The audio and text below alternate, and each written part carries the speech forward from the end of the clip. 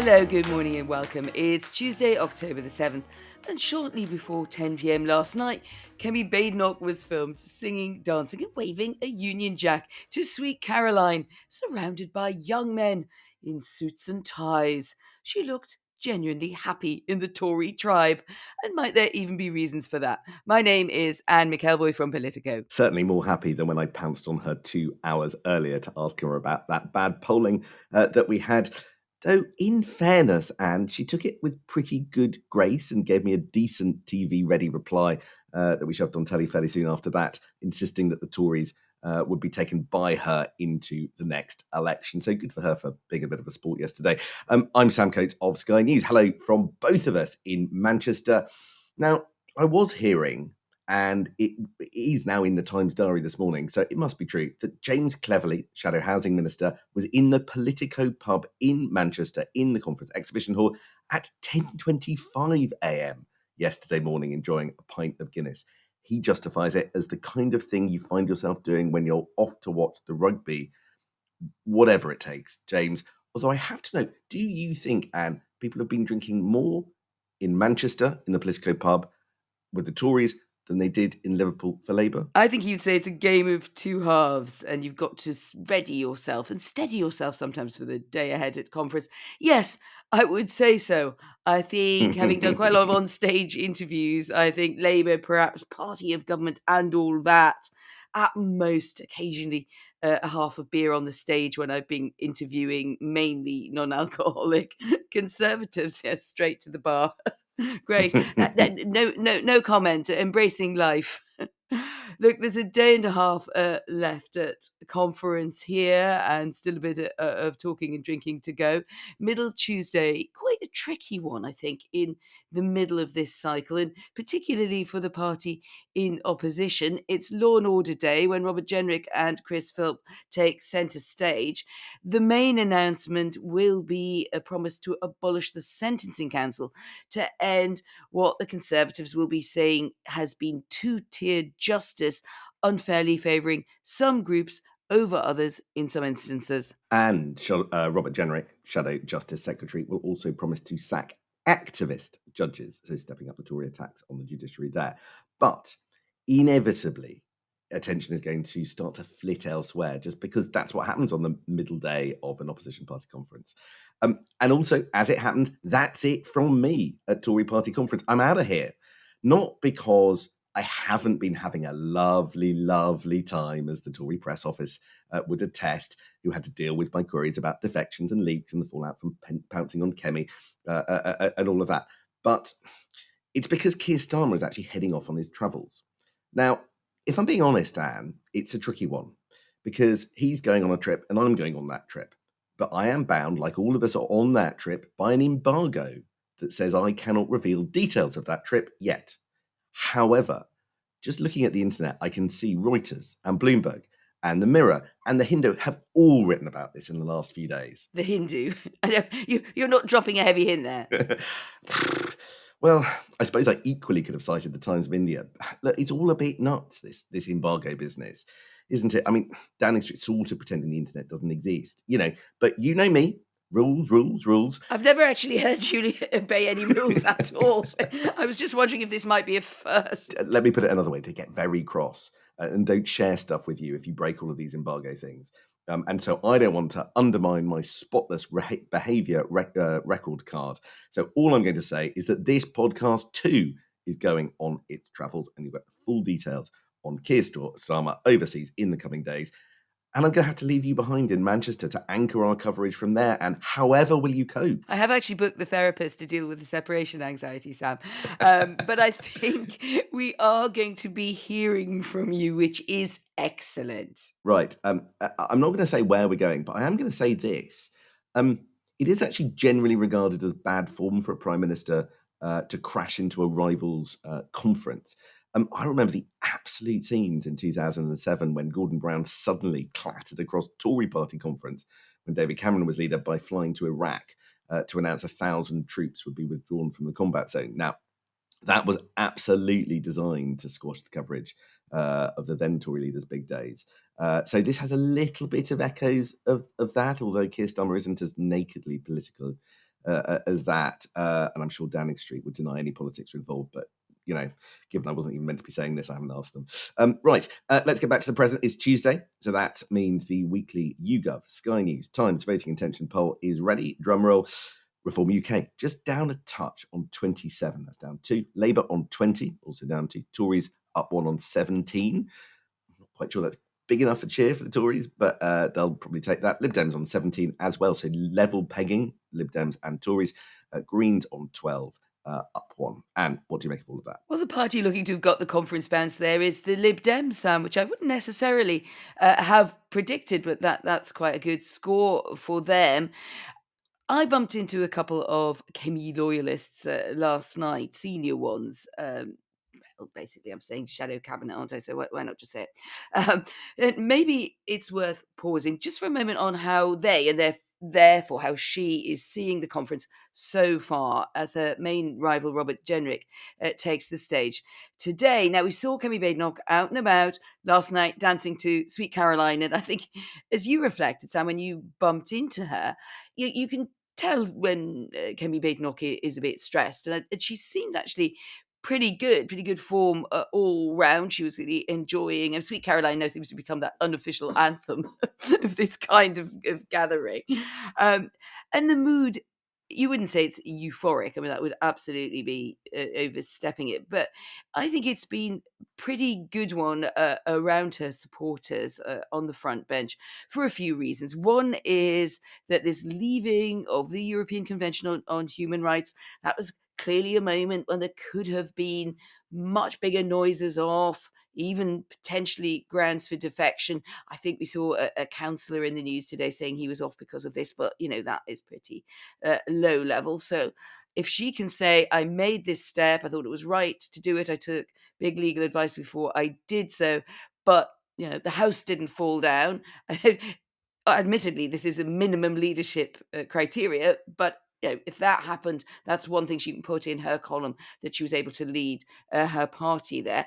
The other is just generally, you covered the great story of a donor defection, a senior one, but we're at the moment not seeing anything else moving into the Reform column. There have been lots of noises off about Andrew Rossendale, the Romford MP, perhaps going to Reform.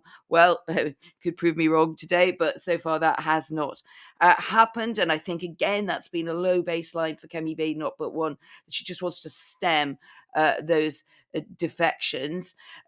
Lots of comment as well that Robert Jenrick is really now acting in a group of acolytes. There is a bit of a parallel, two-tier, to coin a phrase, situation around Robert Jenrick and perhaps Chris Philp in shadow cabinet. Loyalists saying they don't pitch into discussions citing on one occasion, they claim, when Robert Jenrick wasn't there when he was expected to be so. He may obviously say that wasn't the case.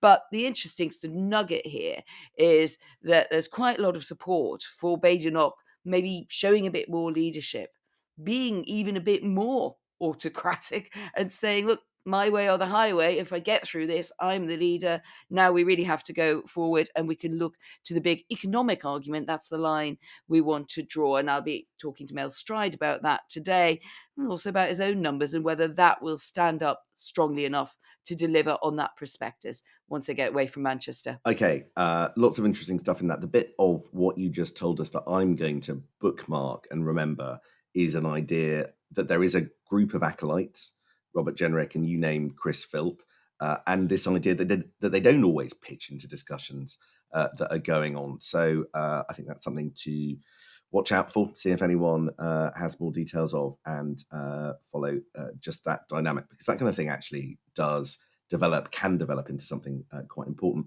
There's a story doing the rounds this morning. It's from The Guardian, and it's one of those where I'm going to subcontract all the judgment to you on this. I'm just going to sort of talk about what it is. And it's our old friend, a covert recording, and it's about remarks that Robert Jenrick made in March about the Handsworth area of Birmingham, when he called it one of the worst integrated places he'd ever been to. And he said that he had not seen, quote, another white face, filming a video about litter. Now, Anna Turley from Labour has criticised him as saying that the comments reduced people to the colour of their skin. The independent MP, Ayub Khan, said Jenrick's remarks were not only wildly false, but incredibly irresponsible. I think Andy Street has come out against them as well. Team Jenrick don't dispute the authenticity of the recording. But interestingly, on Monday evening, Jenrick absolutely stood by his remarks. He said 6 separate government reports over 20 years have highlighted the problem of parallel communities and called for frank and honest conversations about the issue. The situation is no better today. Unlike other politicians, I won't shy away from this issue. And I remember in 2014, when Nigel Farage was UKIP leader, the fuss that was caused when he said he felt awkward because he could hear no English being spoken while on a southeastern train from London to Kent. I kind of can hear echoes of that in this. That caused an almighty fuss. Do you think this will get the same level of attention and anger going? I do think that the role of racism, how race is talked about, and how the makeup of communities and how much people are living in communities based around skin color and ethnicity is going to be a topic as we go towards the next election. You could hear that dividing line being drawn there by Anna Turley for Labour, and that does fit, doesn't it, with Keir Starmer's attempt to do that vis-a-vis reform at the Labour Party conference. So you can imagine that could also be a charge that if we want to talk about these things, I think she said and others said, reducing it to skin colour, yet has a lot of disadvantages in the public debate. But I think from Robert Jenrick's point of view, just purely in terms of the raw politics, regardless of what we might think about his view or his choice of words, I think this idea that you're recorded saying some saltier things, more demotically expressed, when you're recorded out and about, that is necessarily damaging for politicians. I don't think that's true anymore, Sam. And I think if you are on the territory that he's on here, and he obviously hasn't backed off it at all, he's saying, I simply am talking about integration and the dangers of parallel communities. A lot of people want me to talk about this. So, them's my words.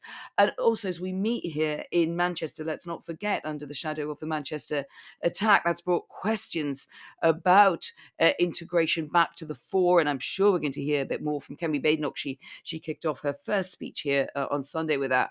That's something that she would, I think, consider a subject she likes to talk about. Yes, Robert Jenrick tends to go further, and that is a bit of this dividing line. I think we're both hovering around here so far in the podcast about Robert Jenrick and the Conservative Party. We have a Tory official in Playbook this morning saying that Jenrick has been relatively quiet here to date because he realizes that too much of a good thing can be a bad thing, and that his more obvious maneuvering before the summer had been pissing off too many people whose support he might need down the line. Well, yes, probably truth in that, but does he absolutely mind if he's associated with, as he would see it, speaking out plainly on integration? I'm not sure he will mind. Well, Robert Jenrick is out on the airwaves this morning. Kemi Badenoch is also out on the airwaves this morning. Interesting decision by CCHQ to put them both out and about at the same time. Well, I think we rest our case on that one from our previous conversation. Now, the subject of race, integration and conflict are in the fore for another reason today. Keir Starmer has been writing in the Times overnight to warn students who are thinking about taking part in protests marking this today, the anniversary of the October 7th Hamas massacre, that to do so would be un-British. He says those who call for violence against Jews, he says that they are guilty of a total loss of empathy and humanity. Calling protesters un-British, that's something that we heard Home Secretary Shabana Mahmood do at the weekend. And the Prime Minister's sort of gone up a gear to say that Britain has become indifferent to anti-Semitism, and this poses a profound threat to the British nation and its values, and talks about the police using the full force of the law against those who call for violence against Jews. We heard the policy response to some of this at the weekend, with Shabana Mahmood talking about new powers for the police to deal with cumulative protest, although we still need to see how that works in practice. But there was a nice point I just heard Henry Zeffman make, which is some people do worry that the Prime Minister is at these moments a bit of a commentator rather than a leader. And he was just wondering whether or not these remarks fall into that category. He felt the need to write this. Does it show leadership, or does it make him look like he's sitting on the sidelines? Yeah, I must say I've had a couple of thoughts about that this week along the way as well. We keep seeing more statements, both from Shabana Mahmood and from the Prime Minister, effectively, as you say, commentating or recommending. I don't want to say moralizing, because the things that they're saying, have a great deal of sense to them, and empathy and a desire to say to people. I think trying to peel off perhaps the more overheated demonstrators, from those who might hear the message that this is not the time or the place, and could you give some respect and feeling to what happened in the Manchester attacks on the synagogue. I have to say, when Priti Patel said to me on stage at the pub here, Sam, that when it came to police powers, actually there are quite a lot of them, and were the Home Secretary to call in heads of the relevant police forces where these huge demos are taking place, a lot of them focused in London, but not only, and say, I actually really want to see this change now, and we also have a duty to protect others, and that these demonstrations are not seen cumulatively to become threatening, or to be felt to be threatening, that those powers exist. Now, fair enough, she's former Home Secretary, she's a Conservative, she's going to sort of have a pop at Labour on this. But I did slightly think, well, physician, heal thyself. If you're Shabana Mahmood, or if you're Keir Starmer, and you're telling us that how strongly you disapprove of this, simply sort of giving us a sermon and then standing back to see what will happen. I mean, the whole thing is telling student demonstrators, it's certainly not only students, but there was one, I think, line that was directed at student demonstrators. Have you ever tried telling students what to do? I mean, is that always a tactic crowned with glory? So I must say I'm slightly perplexed about it. I guess that underneath it is a desire not to get into the language of banning, so that you use everything, every kind of twist and tourniquet that you can in the argument, short of saying that you want to ban. But I do slightly channel the Priti Patel challenge here: is, well, are you really pushing hard enough to say, like, enough, this protest can't take place on this day in this place?